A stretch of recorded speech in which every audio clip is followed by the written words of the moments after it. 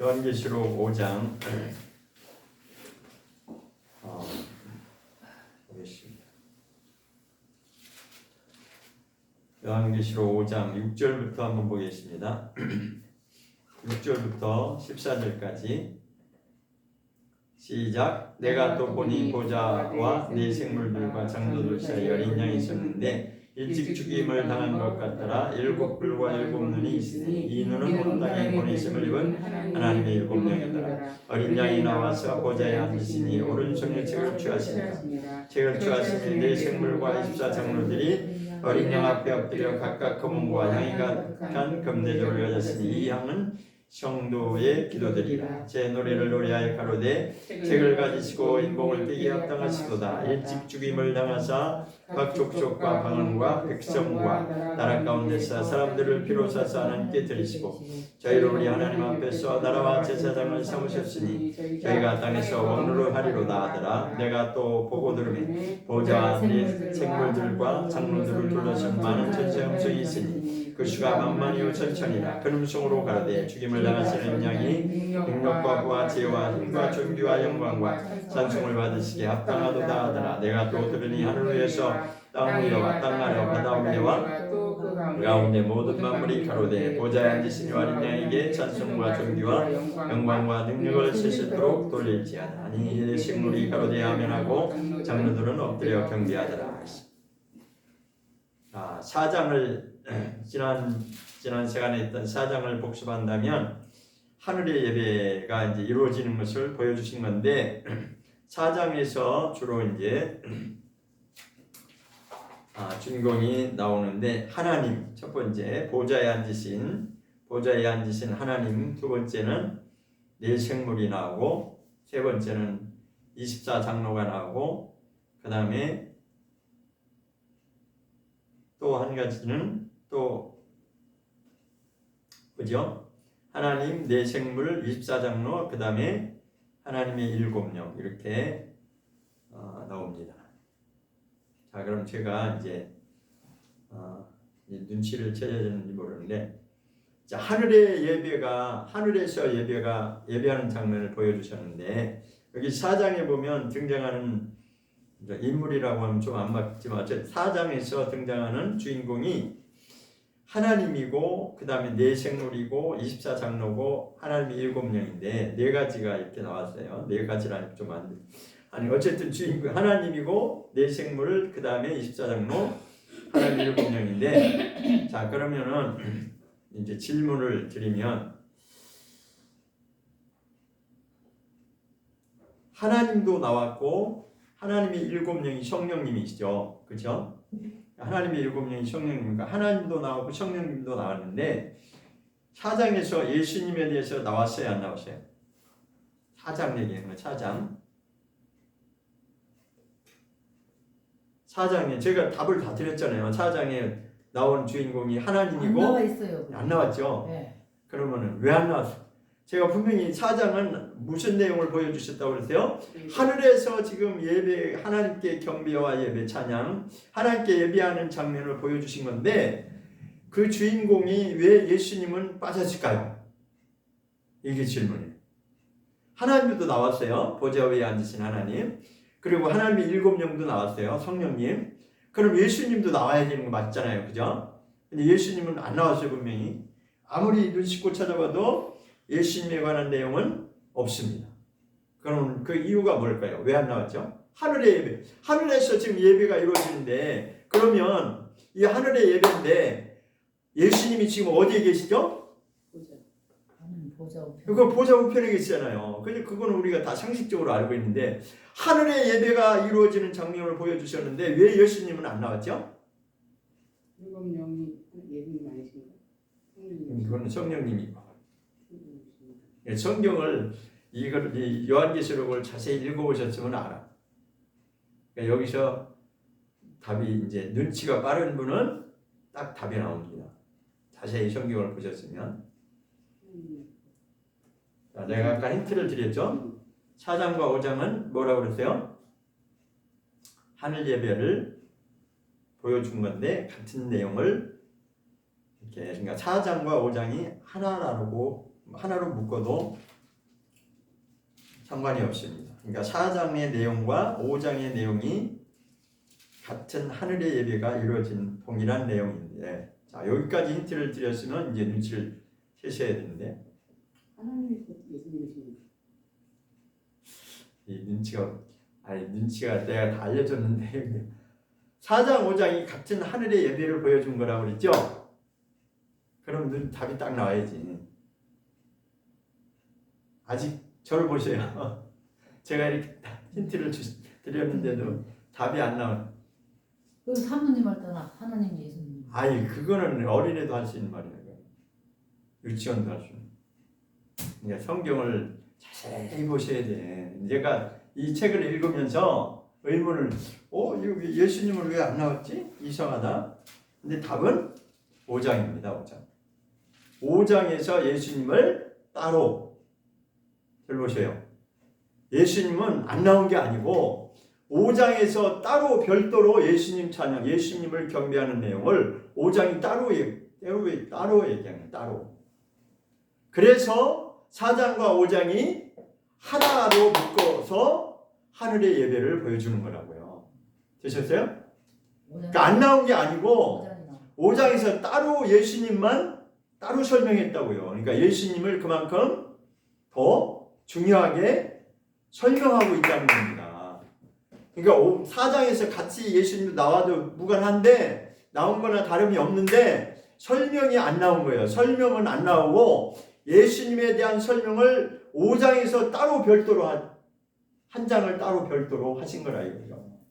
그래서 예수님이 얼마나 소중한 분인지를 5장에서는 예수님을 경배하는 내용으로 지금 기술을 하고 있는 겁니다. 아셨죠? 제가 여기서 의문을 예수님은 왜 빠졌지? 보니까 5장이구나. 5장에서 따로 예수님에 대해서, 그러니까 5장의 주제가 뭐냐면 두루마리와 어린 양에 대해서, 여기 지금 한글 성경에는 책과 어린 양이라고 돼 있죠.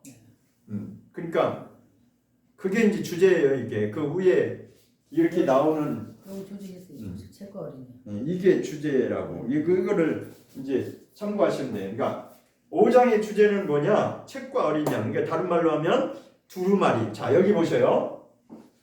두루마리를 취하신 어린 양인데 어떤 어린 양이냐? 죽임을 당하신 어린 양. 이게 이제 5장의 주제를 말하고 있는 거라고. 여기는 간단하게 책과 어린 양이라고 했는데 이것을 풀어서 이제 설명하자면 주제가, 그래서 두루마리라고 하는 것이 몇 번 나오냐? 여기는 한글적 책이라고 나오세요. 집에 가서 여기서 또 찾으면 시간 가니까 두루마리라고 하는 게 책이라고 하는 표현이 8번 나왔어요. 집에 가서 듣기만 하고 끝나지 마시고 집에 가서 확인해 보세요. 진짜 8번이 나왔는지. 그래야 이게 내 거가 되는 거예요. 꼭 찾아보세요. 두루마리가 8번 나오고 그 다음에 죽임을 당한이라고 하는 표현이 3번 나옵니다. 죽임을 당하신 이런 표현이 3번 나와요. 이것도 확인해 보세요. 그리고 어린 양이라고 하는 표현이 5번 나옵니다. 이거 꼭 확인하세요. 아까 오전에 제가 잠깐 말씀을 드렸는데 이게 핵심이 뭐냐면 두루마리가 핵심이고, 그리고 죽임을 당했다고 하는 게 핵심이고, 어린 양이라고 하는 게 핵심이에요. 그래서 이것을 연결해서 주제를 하면 두루마리를 취하신 분이 있는데 그가 바로 누구냐면 여기 보세요. 죽임을 당하신 어린 양. 그가 예수님이다. 그러니까 그 예수님에 대해서 따로 이렇게 조명을 따로 비춰서 아주 확실하게 이렇게 이제 보여주시는 거죠. 예수님만 따로. 그러면 5장에는 하나님이 안 나왔냐? 하나님 나왔죠. 그 5장에는 그러면 내 생물 안 나왔냐? 내 생물도 나왔죠. 24장로는 안 나왔냐? 24장로도 나왔어요. 7영은 안 나왔냐? 7영도 나왔어요. 다 나왔어요. 그런데 예수님만 4장에서 별도로 떼서 5장에서 따로 설명하고 있는 겁니다. 아셨죠? 네. 그래서 4장과 5장이 하늘의 예배를 보여주는 건데 여기서 이제 성경을 기록하는 사람이 4장, 5장을 이렇게 나눴을 뿐입니다. 나눴는데 같은 내용이라 이거죠. 하늘에서 예배하는 장면을 동일하게 보여주는데 그럼 뭐냐? 4장은 하나님에 대해서 집중적으로 이제 조명을 보여주는 것이고 5장은 예수님만 따로 집중적으로 또 이렇게 설명을 하고 있는 것입니다. 그래서 4장에는 예수님이 안 나온 것이 아니고 5장에서 따로 설명하고 있다. 아셨죠? 예. 예. 그래서 5장의 주제가 두루마리를 취하신 분이 있는데 그는 다름 아닌 죽임을 당하신 예수님이다. 그런데 왜 이것이 중요하냐? 그만이 예수님만이 이기신 자이기 때문에 그렇다는 것입니다. 자, 오전에는 이제 넘어간 여기서는 오늘은 좀 자세히 한번 살펴보겠습니다. 자, 5절에 한번 보겠습니다. 5절 시작. 장로 중에 하나가 내게 말하되 울지 말라. 유대 지파의 사자 다윗의 뿌리가 뭐 했다고 그러세요? 이기었으니. 이게 다윗의 뿌리가 누구라고요? 예수님이에요. 예수님. 다윗의 뿌리가. 아까 좀 이해를 덜 하시는 것 같은데, 자, 예수님이 이제 다윗이 있어요. 다윗. 근데 다윗의 자손으로 오셨다고 그랬어요. 족보를 따지면 마태복음 1장에 나오죠. 그죠? 족보에 다윗의 자손으로 왔어요. 그런데 여기서는 또 다윗의 뿌리라고 이제 이렇게 돼 있다. 족보상으로 다윗의 자손으로 온 건지 육신의 혈통으로 따지면 다윗의 자손으로 온 거 맞는데 본래 근본적 본질로 돌아가면 원래 있었던 거, 원래 다윗이 있기 전부터 예수님이 계신 분이다라는 거예요.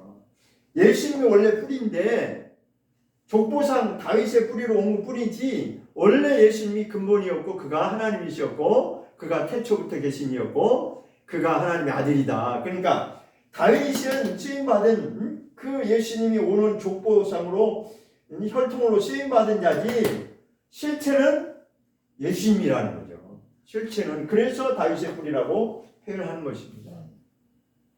아셨죠? 네. 다윗 이전부터 원래 계시던 분이다. 원래 그분이 하나님이시다. 그 얘기하는 거죠. 자, 그래서 여기서 다윗의 뿌리가 이기셨다 이게요. 그런데 어떻게 이겼냐? 죽으심을 통해서 이겼다는 거죠. 그러니까 사람들은 그를 조롱하고 핍박하고 침뱉고 네가 하나님의 아들이야? 그러면서 막 그를 죽였지만 그러나 그 모든 것을 감당하고 실제로 죽음에 자기 생명의 목숨을 내어 주심으로 말미암아 피를 흘리심으로 말미암아 우리를 하나님께 드리셨다는 것입니다. 자, 그 밑에 보면 그 내용이 나와 있어요. 9절에 보겠습니다. 9절 시작. 새 노래를 노래하여 가로되 책을 가지시고 그 인봉을 떼기에 합당하시도다. 답이 나왔죠. 왜 그에게 인봉, 이 7인봉을 한 두루마리 책을 왜 예수님이 딸 자격이 있냐? 그 뒤에 설명이 나오는 거야. 일찍 죽임을 당한, 그러니까 예전에 십자가 사건을 말하는 거죠. 그죠? 일찍 예전에 있었던 얘기하는 거예요. 그가 죽임을 당하셨고 그가 죽임을 당한 이유는 뭐냐? 그 목적은 각 족속과 방언과 백성과 나라 가운데 우리를 인생들을 말하는 거예요.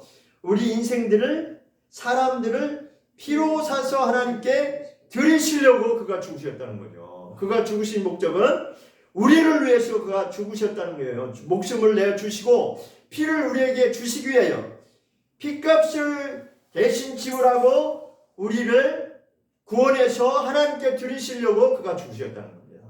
그것이 이 7인의 두루마리 책을 뗄 수 있는 자격의 유일한 조건이라는 것입니다.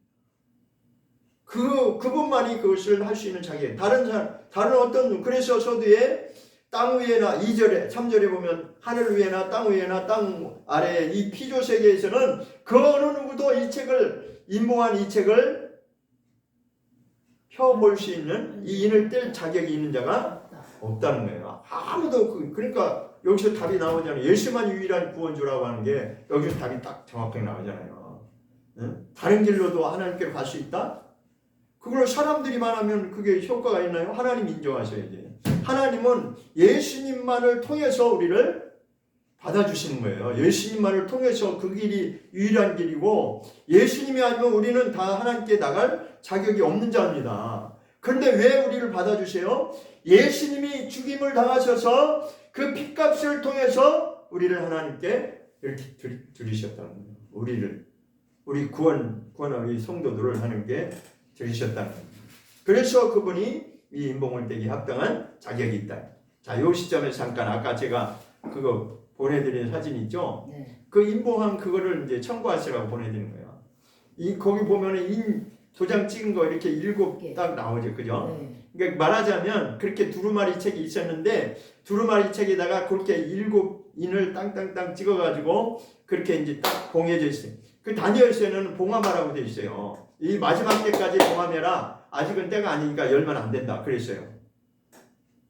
확인 안 해도 아시죠? 다니엘서. 그런데 요한계시록에서는 뭐라 했어요?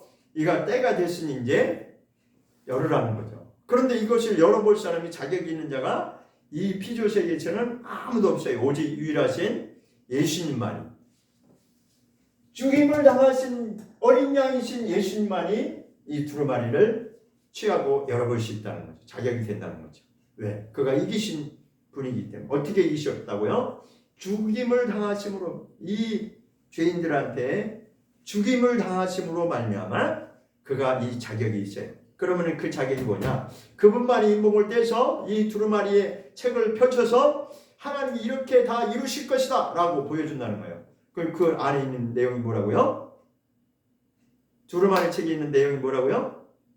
여기 5장의 주제가 책과 어린 양이라고 했잖아요. 그러니까 두루마리 책인데 두루마리 책에 있는 내용이 뭐가 담겨 있다고요? 5장에 말씀드렸는데 하나님의 구원과 심판 계획이 들어있다 이거예요. 하나님이 이렇게 구원하실 것이고 하나님이 이렇게 심판하실 것이다. 두 가지요. 뭐 복잡한 거 없어요. 간단해. 하나님의 심판하심과 하나님의 구원의 계획이 여기에 담겨져 있는데 이것이 이제 오픈되어야 된대. 언제? 이제 때가 됐으니까 지금은 열어서 오픈해야 된다고. 그러니까 이 요한계시록을 해야 되겠어요? 말아야 되겠어요? 지금은 요한계시록을 빨리 내가 소화를 시켜야 돼. 그래야지 지금 우리가 어느 때에 살고 있는지 그걸 알 수가 있는 거예요. 지금은 요한계시록의 그 때를 지금 그 중간에 우리가 지금 살고 있는 겁니다. 그래서 제가 혼자 이렇게 막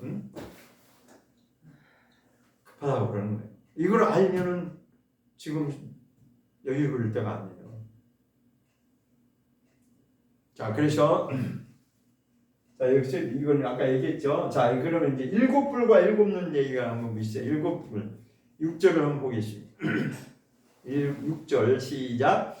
내가 또 보니 보좌와 내 생물과 장로들 사이에 어린 양이 있었는데 일찍 죽임을 당한 것 같더라. 여기 또 죽임을 당한 거 나오죠.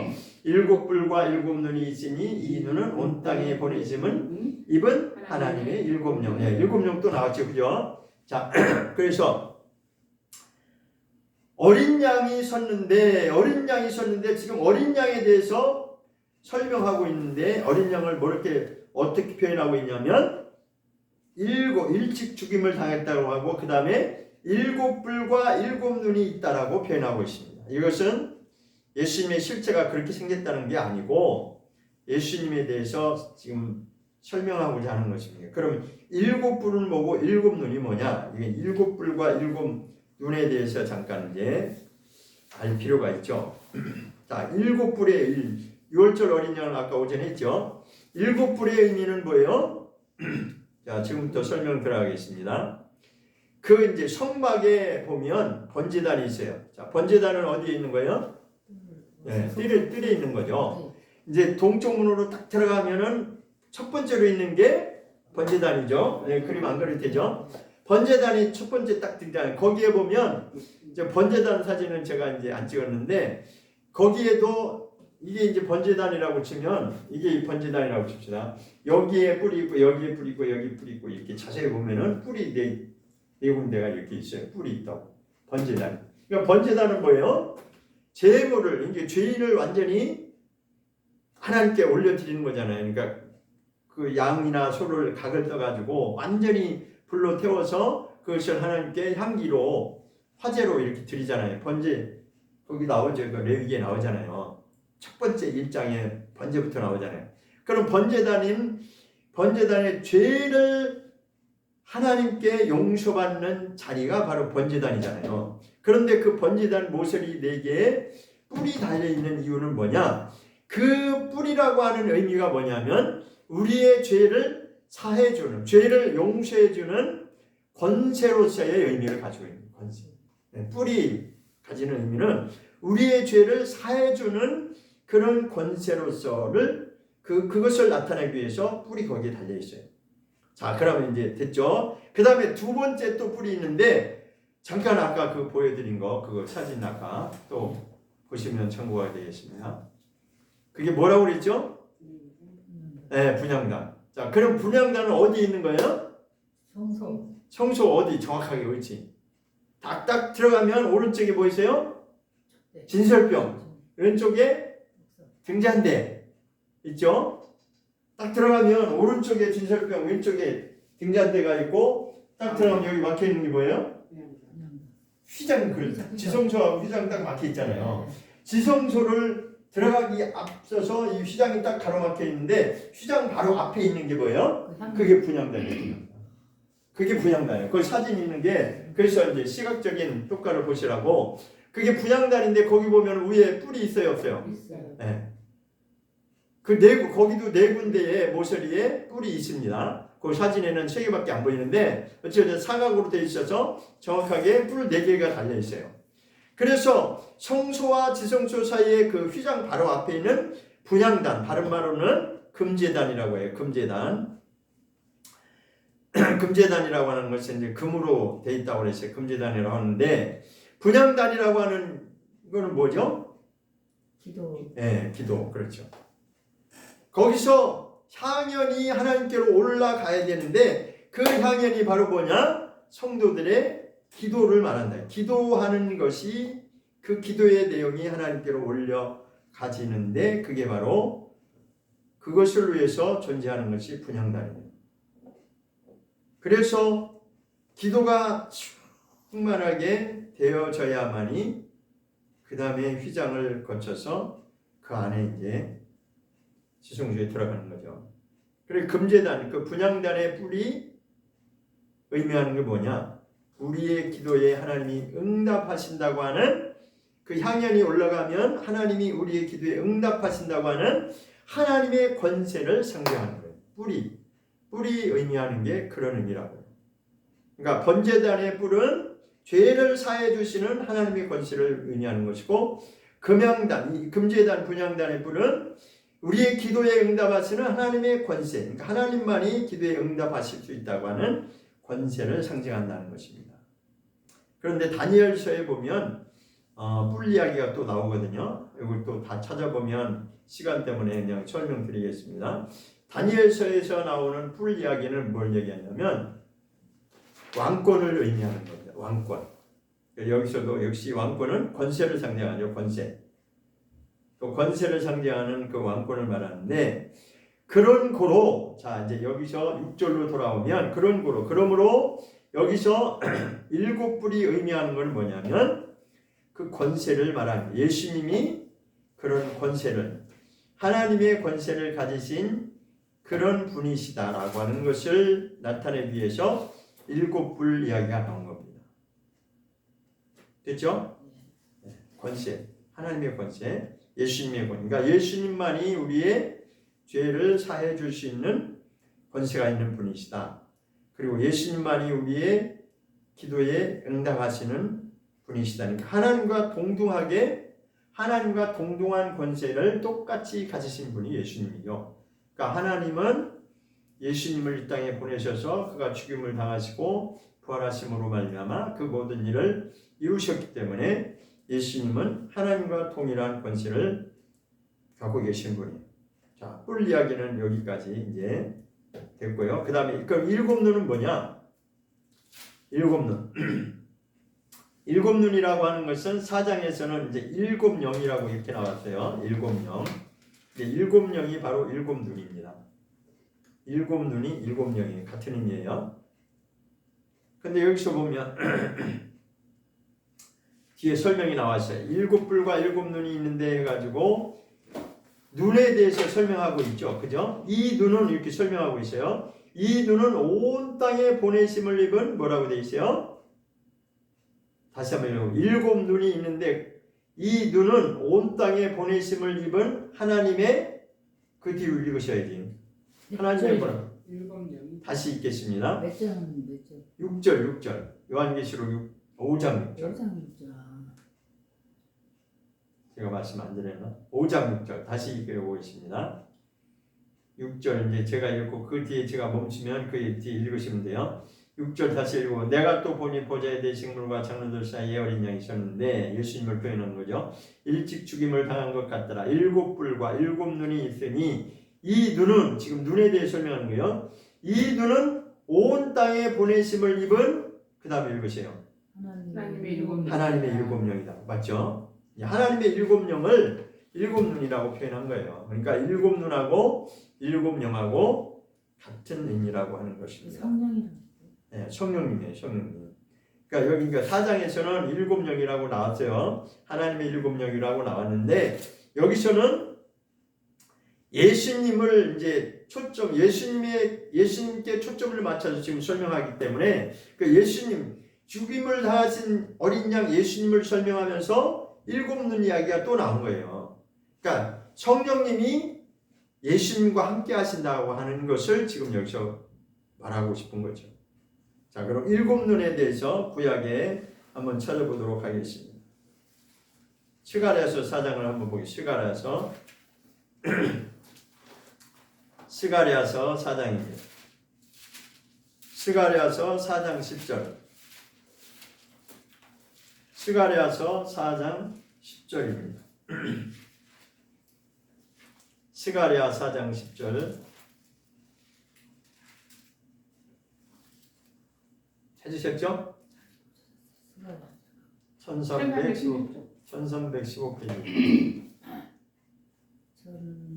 1315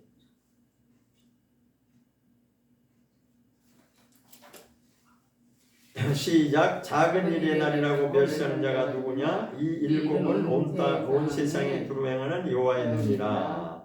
여기까지 다시 읽겠습니다. 몇 장? 4장 10절 네.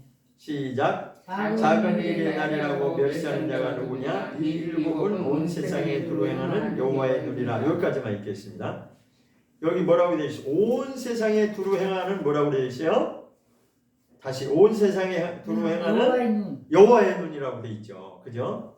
그러니까 스가랴서 4장 10절에서는 여호와의 눈이라고 표현되어 있어요. 그런데 그 앞에 설명이 뭐라고 되어 있어요? 이 일곱은 이렇게 나오죠. 그죠? 이 일곱은 온 세상에 두루 행하는 이렇게 표현되어 있어요. 그런데 지금 계시록에서는 뭐라고 표현되어 있어요? 계시록에서는 일곱 눈. 자, 7눈이라고 했는데 그 7눈에 대해서 뭐라고 설명했어요? 7영. 7영도 맞는데 여기서는 이 눈은 온 땅에 보내심을 입은 이렇게 나왔잖아요. 그죠? 그러니까 7눈에서 설명하는 이 눈이 어떻게 설명하고 있냐면 온 땅에 보내심을 입었다라고 이렇게 표현이 되죠. 그런데 스가랴서에서는 뭐라고 표현이 되어 있어요? 온 세상에 두루 행하느니라고 표현이 되어 있죠. 같은 의미입니다. 그러니까 지금 성령님을 이렇게 표현한 거예요. 그러니까 스가랴서에서는 여호와의 눈이라고 표현했고 계시록에서는 7눈, 7영이라고 표현했는데 동일하게 누구를 말하는 거예요? 여호와의 눈. 여호와의 눈, 7눈, 7영이 누구라고요? 성령님을 말한다 이거예요. 성령님. 됐죠? 자, 그래서 지금 어린 양 예수님을 표현하면서 지금 7뿔과 7눈을 표현한 것은 성령님이 예수님과 함께 하신다고 하는 것을 지금 묘사해 주고 있는 것입니다. 그래서 4장에서는 하나님과 내생물과 24장로와 하나님의 7영 성령님이죠. 그렇게 나오고 5장에서는 하나님도 나오고 내생물도 나오고 24장로도 나오고 하나님의 7눈이죠. 7영도 나오고 예수님에 대해서 집중적으로 지금 그러니까 핵심 그러니까 주인공이 다 동시에 하나님도 나오고 다 나오는데 가장 지금 스포트라이트를 집중적으로 비추는 것이 누구냐면 예수님을 설명하고 싶은 거예요. 예수님을. 그러니까 4장은 하나님에 대해서 집중적으로 이제 초점을 맞추는 것이고 5장은 예수님에 대해서 집중적으로 이제 초점을 맞추고자 하는 것이다. 그래서 주제가 두루마리를 취하신 죽임당하신 어린 양을 경배하는 내용이다. 마지막에는 예수님을 경배하는 얘기가 나오는 거예요. 자, 보겠습니다.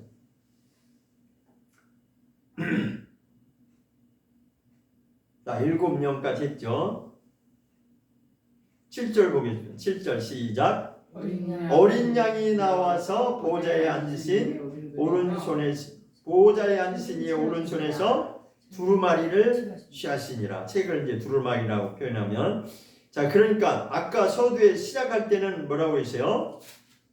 자, 이 보호자에 앉으신 이가 누구예요? 하나님이시잖아요, 그죠? 하나님의 오른손에 이 두루마리가 지금 있는데, 하나님이 가지고 계시는데, 이 하나님의 손에 있는 7인 이 두루마리 책을 누가 펼 수 있느냐? 그러니까 처음에 뭐라고 그랬어요? 이자면서 없어. 아, 그런데 이제 장로가 나와가지고 아니야, 있어. 누구라고요? 예수님이야.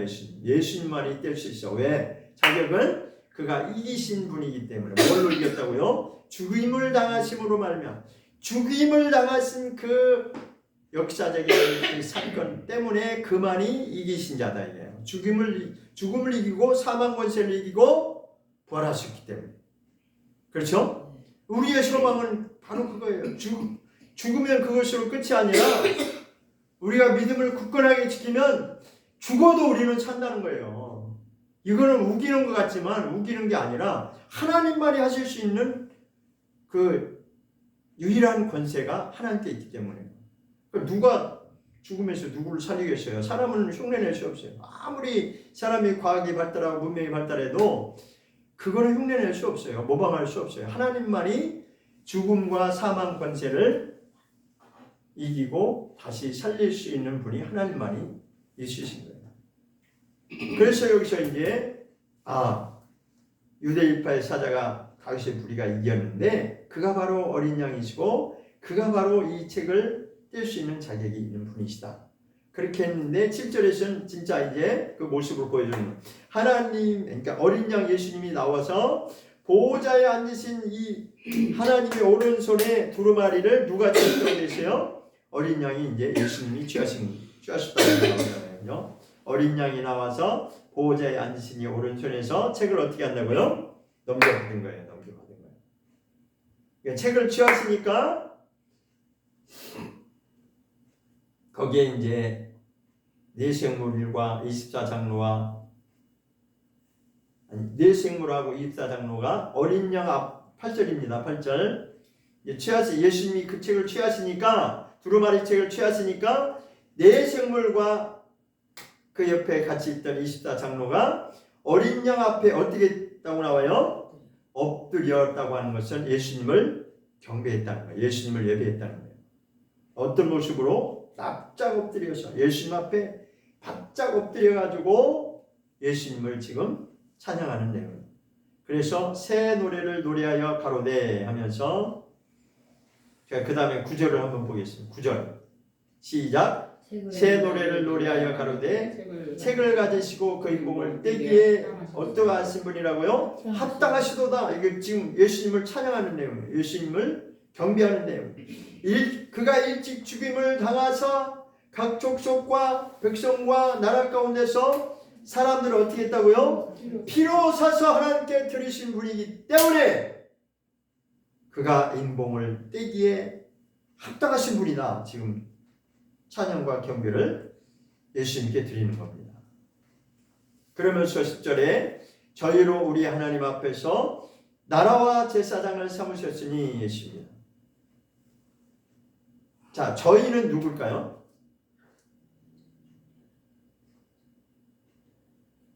이게 문맥 파악을 해야 돼요. 앞뒤 이렇게 읽을 때 문맥 파악을 해야 이게 24장로도 들어가고. 예? 저희로 우리 하나님 앞에서 나라와 제사장을 삼으셨다. 누구를 말할까요? 각 족속과 방언과 백성과. 그렇죠. 그냥 한마디로 딱 요약하자면 사람들을 피로 사서 드렸다고 했잖아요. 그러니까 어떤 사람들을 피로 사서 드렸어요? 예수님을 믿고 따르는 자들을 말하는 거죠. 즉 우리가 그렇게 사모하는 성도가 엄청난 존귀한 자예요. 우리가 알고 보면, 성경을 알고 보면 성도의 죽음을 하나님이 존귀하게 여기신다고 그랬죠. 그러니까 그 성도는 아무나 성도가 아니라고요.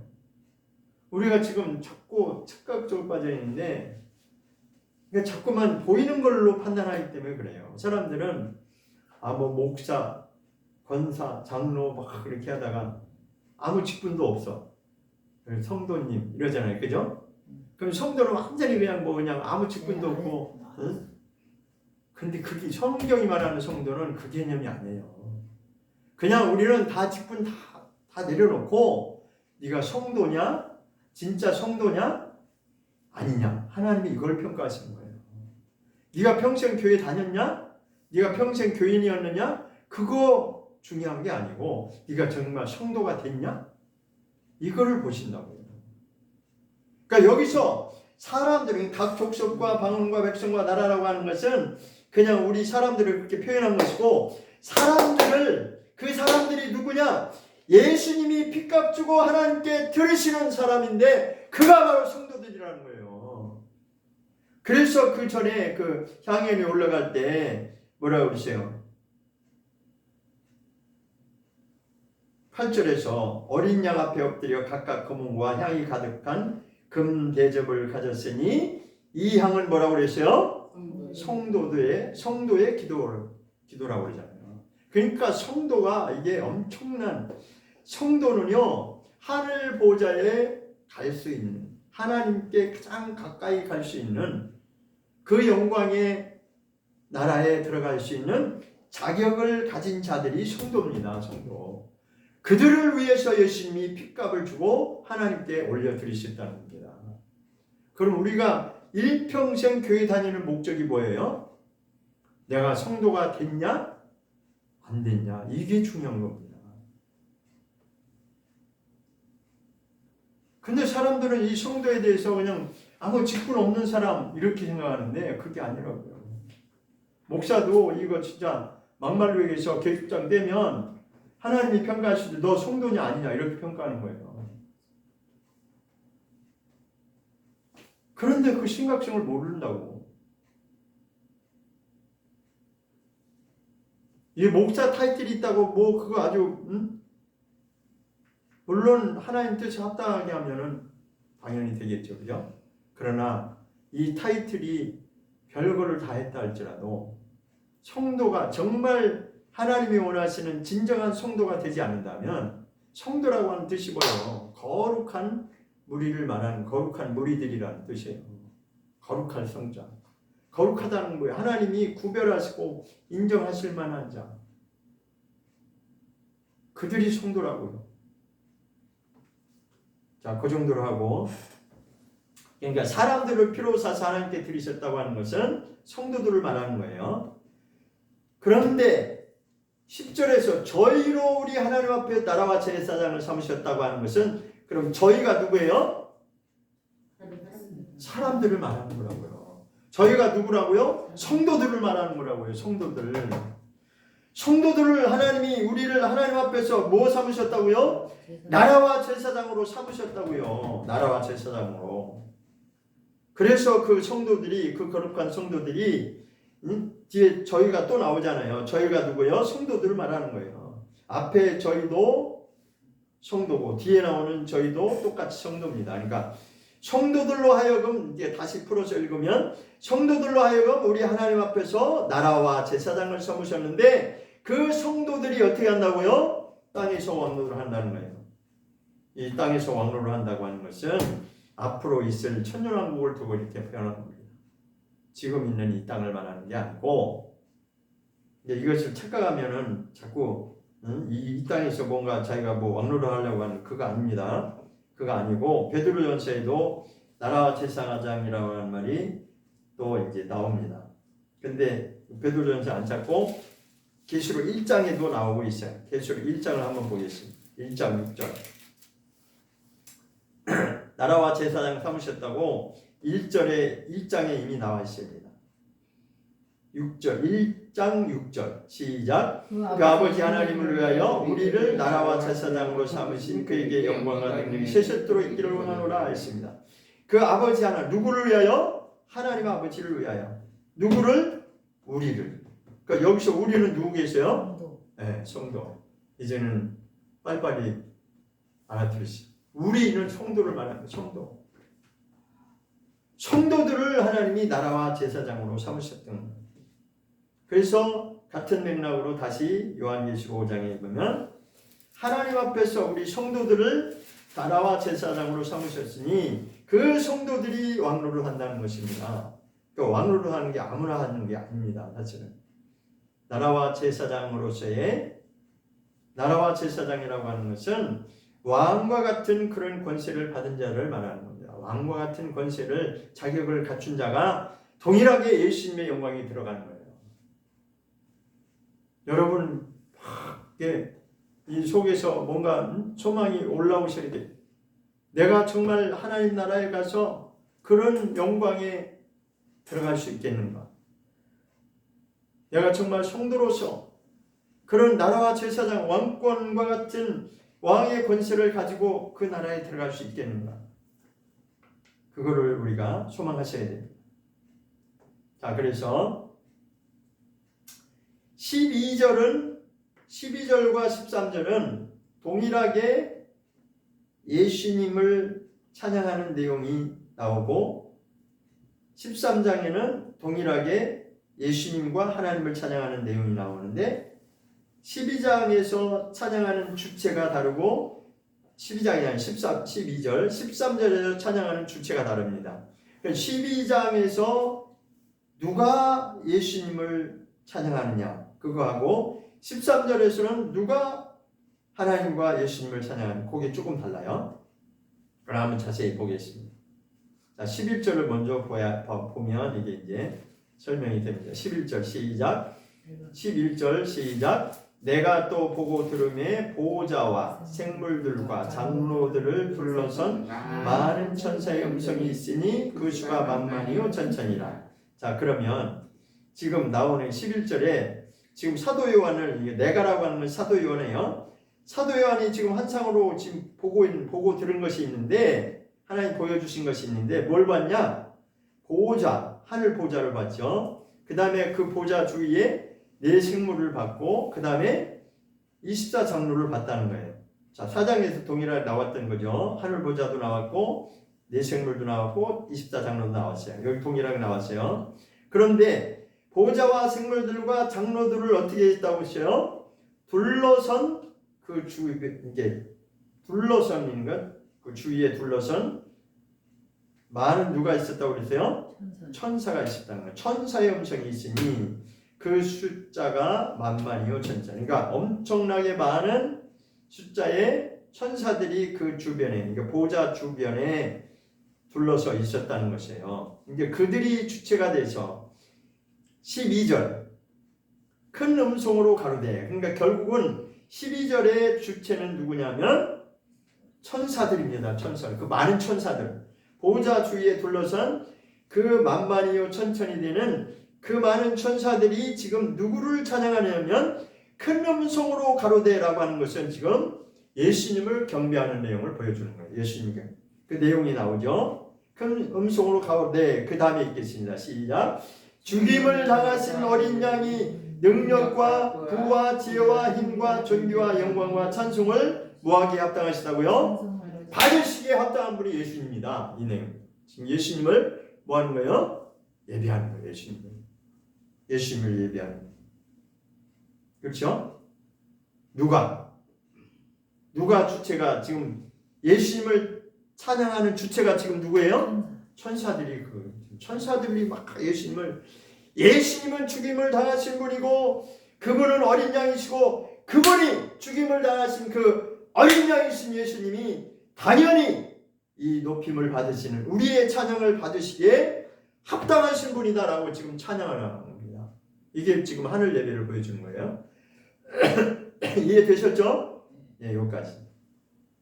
그런데 이제 그것으로 끝난 것이 아니라 13절에는 또 다른 주체를 또 이제 설명하고 있어요.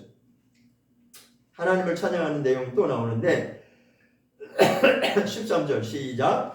또 내가 또 들으니 다시 한번 시작. 내가 또 들으니 하늘 위에와 땅 위에와 땅 아래와 바다 위에와 또 그 가운데 있는 모든 만물이 가로되. 자, 여기까지만 끊고 그럼 여기 지금 누구를 설명하는 거예요?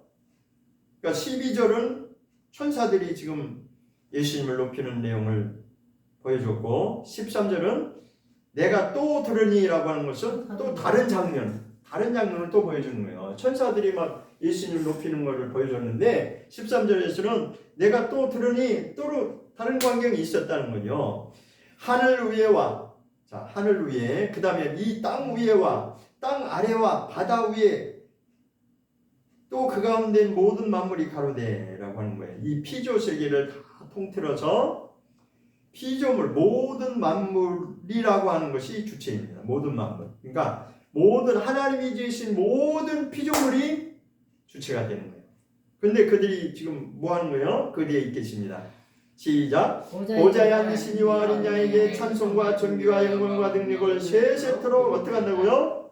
올려드리자. 이게 지금 누가 지금 예배하는 내용을 보여준 거예요? 이 땅에 피조계에 있는 모든 만물, 모든 피조물이 하나님과 보좌에 앉으신 이는 하나님이시고 어린 양은 누구예요? 예수님. 그러니까 13절은 하나님과 예수님 둘을 동일하게 지금 설명하고 있어요.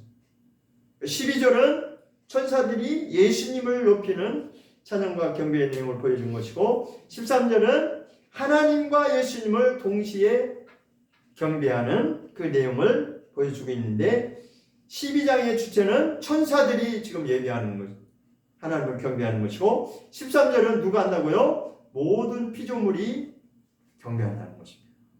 자, 그러면 보세요. 이 땅에 있는 모든 피조물은 하나님이 지으신 모든 피조물은 누구를 당연히 경배해야 된다는 거예요? 하나님과 예수님을 당연히 경배해야 된다고 하는 것을 여기서 보여주고 있는 겁니다.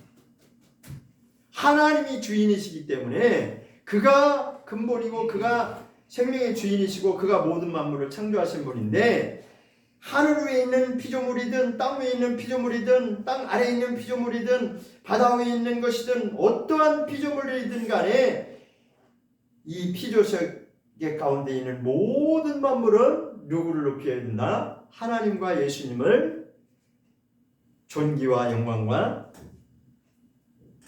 찬양과 능력을 그분께만 어떻게 올려야 된다고요? 세세토록 영원토록 하나님만을 높여야 된다. 그래서 지금 하늘에서 이와 같이 예배가 진행되고 있는 거야. 하나님을 높이고 예수님을 높이고 성령님을 높이는 그 오직 우리의 주권자가 되시는 생명의 주인 되시는 하나님과 죽임당하신 그 어린 양을 찬양하고 있는 이 모습을 보여주고 있는 것이다. 사도 요한을 통해서 그런 환상을 보여주고 있다고 하는 걸 여기 기록하고 있는 겁니다. 그럼 우리가 어떤 존재가 되어야 된다고 하는 것을 여기서 말하고자 하는 거죠. 뭘 말하고 싶은 거예요? 우리는 피조된 존재이기 때문에 그 어느 누구를 막론하고 예외 없이 하나님을 높이고 예수님을 경배하고 하나님을 경배하고 찬양하는 그런 존재가 마땅하다고 하는 것을 이미 전제로 여기서 말하고 있는 것입니다. 지금 이것은 5장까지 내용은 4장과 5장 내용은 인을 떼기에 앞서서 하나님의 구원과 심판이 담겨져 있는 그 인봉, 7인으로 봉한 그 인봉된 두루마리를 열기 전에, 오픈하기 전에 하늘에서 이와 같이 하나님을 예배하고 찬양하는, 경배하는 이런 예배가 진행되고 있다고 하는 것을 보여주고자 하는 것입니다. 그랬을 때 이제 마지막 결론으로 14절 읽겠습니다. 14절 시작. 내 생물이 가로되 아멘 하고 장로들은 어떻게 경배했다고 그랬어요? 엎드려 경배했다고 그랬어요. 바짝 엎드려서, 그러니까 24장로죠. 그리고 내 생물이죠. 내 생물은 아멘 하고 이제 엎드렸고 장로들은 엎드려 동시에 경배. 그러니까 하늘 보좌 주위에 누가 있다고 그랬어요? 하나님 말고 예수님 말고 성령 말고 누가 있어요? 내 생물하고 24장소가 있는데 네 생물하고 24장소. 그 네 생물도 아멘 거기 화답하고 장로들은 엎드려서 하나님을 경배해요. 예배를 드리는 광경으로 하늘 예배가 이렇게 진행되고 있다는 것을 마무리를 하고 있는 것입니다. 됐죠? 자, 그 뒤에 이제 6장부터는 본격적으로 이 봉인된 일곱 인으로 봉인된 그 두루마리 책이 열려지면서 앞으로 하나님이 어떻게 진행하실 것을 보여주는 내용이 이제 나오는 것입니다. 교실 어렵지 않죠? 조금 알아듣겠습니다. 어렵지 않아요. 어려운 게 아니고 우리가 구원으로 들어갈 것이냐 아니면 심판의 대상으로 들어갈 거냐 둘 중에 하나 딱 이제 구분되는 거예요. 진실로 우리가 성도가 된다면 거룩한 성도가 된다면 구원으로 들어갈 것이고 아니면 어떻게 돼요? 아니면 뭐 남은 건 하나밖에 없잖아요. 구원 아니면 심판이니까. 그래서 우리가 구원받는 성도가 되기 위해서 거룩한 성도가 되기 위해서 오늘도 이렇게 이 자리에 이렇게 다 있는 것입니다. 그래서 이 4장과 5장을 통해서 말씀하고자 하는 것은 하나님은 이 마지막 시대에 누구를 찾으시냐?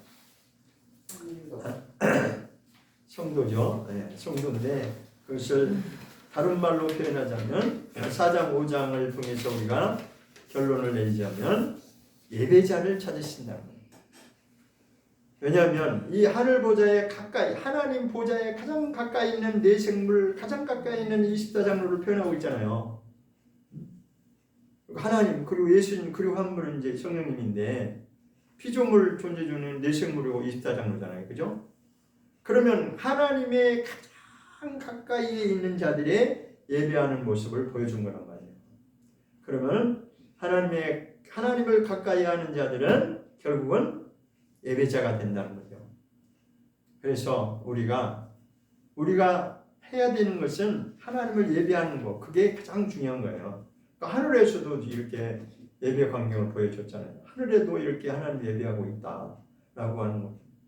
그래서 우리의 삶이 예배자가 뭐냐? 우리는 여기서 다시 한번 이제 정립을 하자면 우리는 보통 절 보세요. 보통 우리는 예배하면은 어떤 관념이 딱 돼 있냐면 이 공식적인 예배.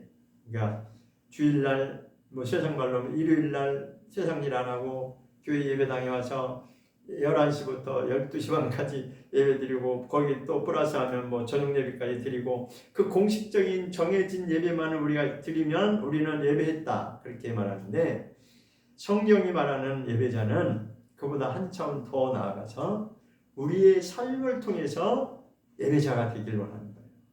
그럼 뭘 얘기하냐? 내가 교회 예배당을 문 열고 나가서도 세상 사람과 동일하게 살지 아니하고 그들과 다르게 무엇을 가치관으로 하늘을 소망을 두고 사는 자들은 세상이 그 어떤 가치관을 두고 사는 것이 아니라 그것을 포기하고 그것을 거기에 가치를 두지 아니하고 세상 사람들이 무가치하게 여기는 거기에 우리는 더 가치를 두고 세상 사람들이 유가치하게 그렇게 애지중지하고 그걸 잡으려고 하는 그런 것들을 다 내려놓고 그렇게 살아야 되는 것을 진정한 예배자로 말합니다. 왜 그러냐? 세상 것을 우리가 따라가면 따라갈수록 그것은 사탄이 원하는 거예요. 그러니까 우리가 아무리 공식적인 예배를 드렸다고 할지라도 내가 예배 꽉꽉 창성하고 내가 평생을 내가 예배당에 드나들었다 할지라도 이게 안 바뀌면 뭐가 안 바뀌는 거예요? 삶이 안 바뀌는 거예요. 밖에 교회 예배당 나가서 삶이 달라져야 되는데 삶이 안 달라지고 그들과 똑같이 욕심을 부리면서 똑같은 세상 가치관을 가지고 거기에 미련을 못 버리고 산다면 안 바뀌는 거예요. 안 바뀝니다. 그래서 기독교인들이 문제가 터지는 것은 그게 안 바뀌기 때문에 그런 거예요. 진정으로 우리가 바뀐다면 그게 바뀌어야 돼요. 그러니까 진정한 예배자는 우리의 삶을 통해서 무엇을 더 가치 있게 여길 것인가. 그냥 한마디로 얘기해서 우리가 가장 소중하게 여기는 게 뭐예요? 세상을 살아가면서 돈이 돈이죠, 그렇죠? 그건 뭐 누구도 아니라고 말할 수 없어. 그런데 하나님은 돈을 사랑할래, 하나님을 사랑해. 하나님은 안 보이거든. 그러니까 하나님을 사랑, 하나님이 먼저냐, 돈이 먼저냐 하면은 여기서 좀 머뭇거리죠, 그죠? 한번 생각해봐야 되잖아요, 그죠? 아, 나는 하나님을 사랑하겠으니 이렇게 즉각 뭐 말로는 그렇게 할 수 있겠지. 그런데 삶을 통해서 그런 것이 내 앞에 닥치면 어때요? 돈을 쫓아가게 돼 있잖아요. 돈 때문에 사람 비굴해지잖아요. 믿음이 없는 사람들은 돈 그건 예외 없이 지금 우리가 살아가는 이 현대판 인생들을 보면은 아, 그래도 그렇지. 내가 살아가는 돈이 있고 그렇죠. 필요하죠. 그런데 하나님은 그거를 달아보시는 거예요. 그래서 첫 번째가 물질 부분에서 딱 걸려버려요. 더 이상 앞으로 나갈 수가 없어요. 그리고 환경, 그리고 사람, 이 모든 것을 통해서 그게 되어져야 이제 되는데 힘들죠, 그죠? 우리 쉽지 않잖아요. 그래서 진정한 예배자는 삶이 바뀌어지는 것이, 그러니까 우리의 그 일터에서 아니면은 뭐 사업장에서 그러한 가치관을 가지고 이것이 정말 굳건하게 이기면서 나갈 수 있는 자들이 그렇게 많지가 않은 겁니다. 그래서 쉽지가 않은 거예요. 그래서 진정한 예배자는 공식 예배만 부지런히 참석했다고 되는 게 아니라 시큰 예배 드렸다고 하면서 나가서는 세상 사람과 다를 바 없이 똑같이 살 수밖에 없는 이 현실을 우리가 보고 있지 않습니까? 그러니까 그것을 예배자가 무엇인지를 다시 한번 생각해보고 하나님의 예배자를 찾으신다고 하는 것, 주님이 가르쳐준 기도하고 마치겠습니다. 하늘에 계신 우리 아버지여, 이름이 거룩히 여김을 받으시오며 나라의 마옵시며 뜻이 하늘에서 이룬 것 같이 땅에서도 이루어지이다. 오늘날 우리에게 일용할 양식을 주옵시고 우리가 우리에게 죄 지은 자를 사하여 준 같이 우리 죄를 사하여 주옵시고 우리를 시험에 들게 하지 마옵시고 다만 악에서 구하옵소서. 나라와 권세와 영광이 아버지께 영원히 싸움나이다. 아멘.